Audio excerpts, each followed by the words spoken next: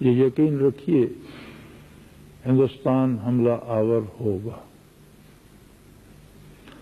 اور یہی ابتدا ہوگی غزوۃ الہند کی، یا آپ کہہ سکتے ہیں کہ امریکہ کا یہ قتل عام ایک ابتدا ہو چکی ہے۔ اب اس میں ایک وقفہ ہے، وہ ہفتوں کا ہے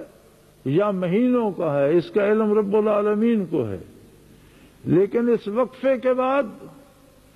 ہندوستان بھی حملہ آور ہوگا اور افغانستان سے بھی رد عمل شروع ہوگا، جو اپنے عروج پر پہنچ کر یہ بتائے گا کہ یہ غزوۃ الہند ہے،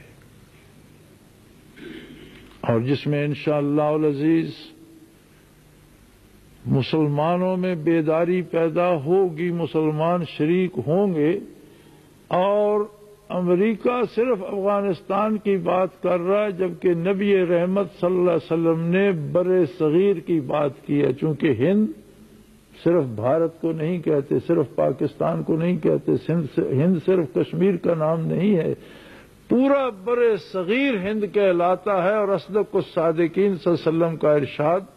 غزوۃ الہند میں ہے۔ یہ بھی عجیب بات ہے کہ غزوہ اصطلاحاً اس جہاد کو کہا گیا ہے جس میں بنفس نفیس آقا نامدار صلی اللہ علیہ وسلم نے شرکت فرمائی ہے، اور خود شمشیر بکف ہو کر میدان میں اترے ہیں، اس جہاد کو غزوہ کہا گیا ہے، اور خود زمانہ اقدس نبوی علیہ صاحب الصلاۃ والسلام میں جن غزوات میں جن جہادوں میں حضور بنفس نفیس شریک نہیں ہوئے، بلکہ اپنے کسی خادم کو اپنی طرف سے امیر بنا کے بھیجا، حالانکہ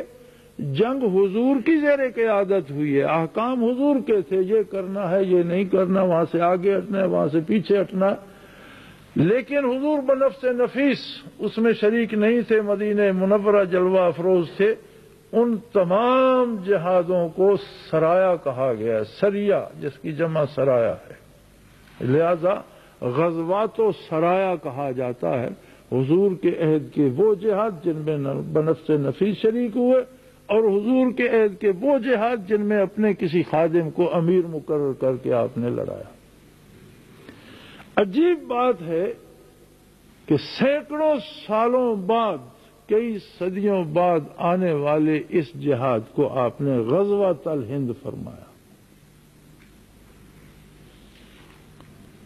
یہ غزوہ کس لیے غزوہ کہلایا؟ یہ سوال ایک دفعہ علماء کی محفل میں لاہور پیش ہوا تھا۔ ہمارے بعض علماء نے یہ ارشاد فرمایا کہ رواج تھا اس زمانے میں جنگ کو غزوہ کہتے تھے، حضور نے غزوہ فرما دیا۔ میں نے عرض کیا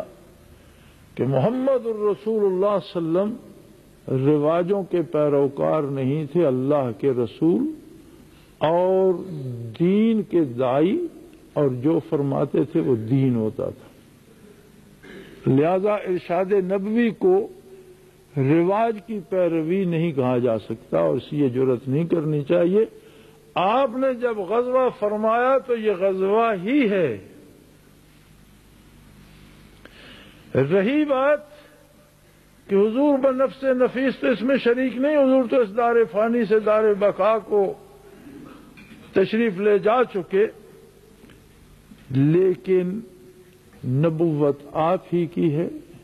دین آپ ہی کا ہے، اور اس جہاد میں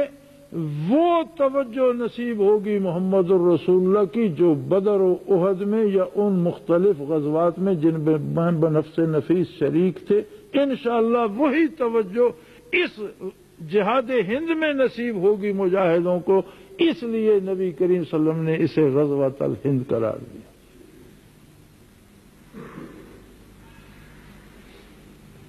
یہ غزوۃ الہند ہمارے دروازے پر دستک دے رہا ہے، ہمیں اسے نہ جیتنا ہے نہ ہارنا ہے، اس لیے کہ اس کی جیت کی نوید نبی علیہ الصلوۃ والسلام دے چکے ہیں۔ غزوۃ الہند اس بات کی دلیل ہے کہ اس کی فتح کشمیر کی فتح نہیں ہوگی، اس کی فتح دہلی کی فتح نہیں ہوگی، بلکہ برے صغیر پر اللہ کے دین کا نفاذ ہوگا۔ یہ صرف پاکستان میں اسلام نافذ نہیں ہوگا، صرف افغانستان میں نافذ نہیں ہوگا،